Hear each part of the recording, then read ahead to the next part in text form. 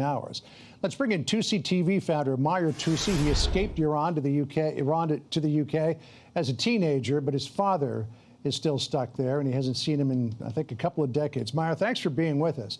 I mean, when you take a look at people being urged by the government to go out to power plants, to go out to bridges, they magically came up with these huge banners for them to hold as well, and lots of flags to wave. I mean, this is a Saddam Hussein tactic. Put people in harm's way to try to encourage your enemy not to bomb you.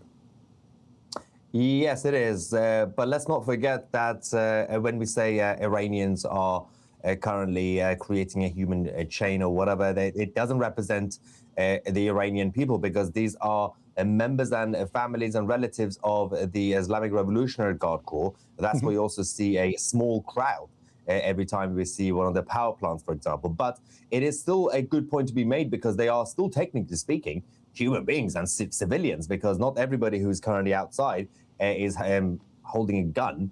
And there might be wives, there might be children of the IRGC militants, and they shouldn't be there, but they have been brainwashed themselves. So it's a very difficult situation. Of course, we are relying on the Israelis and the Americans to obviously do precise targeted attacks if this goes ahead later tonight.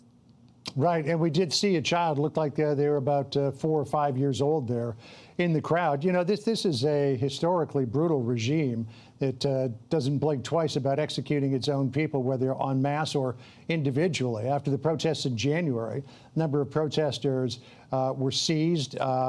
They've been hanged, usually by ones or twos, I think 3 in the last week. And here's what Amnesty International said about 11 protesters who've been in custody. All 11 men have said they were subjected to torture and other ill treatment in detention, including beatings, floggings, prolonged solitary confinement, death threats at gunpoint before being convicted in grossly unfair trials that relied on forced confessions extracted under torture and lasted only a few hours.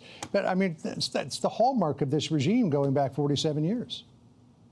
Yes, it actually goes back to what you just mentioned about the human chain, because the Islamic Republic state media yesterday and today, they have been broadcasting, saying to people, there is a figure who's part of the IRGC military who goes on the TV channels and say, mothers and fathers, bring out your children and let them basically fight and man up, because, you know, this is good. This is your country. The same man who in January, during the protest, the same exact person went on TV and said, mothers and fathers, control your children.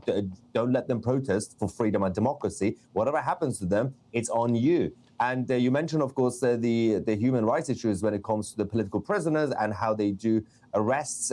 I myself, I was a teenager in Iran, in Tehran, when I was arrested. And I was arrested simply by the morality police because I was out getting ice cream with a family friend who happened to be a girl.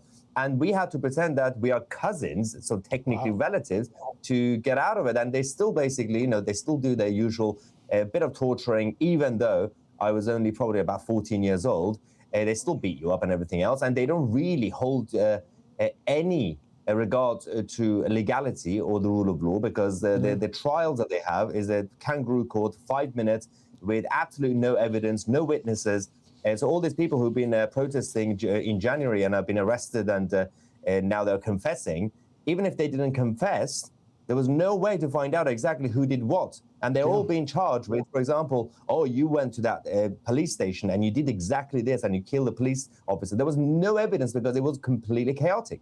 Yeah, and you know, and in terms of the treatment, we saw the situation with Mahsa Amini, who was beaten to death in custody and confinement for simply wearing her hijab improperly. Mahyar, it's always good to hear from you. Thanks for joining us.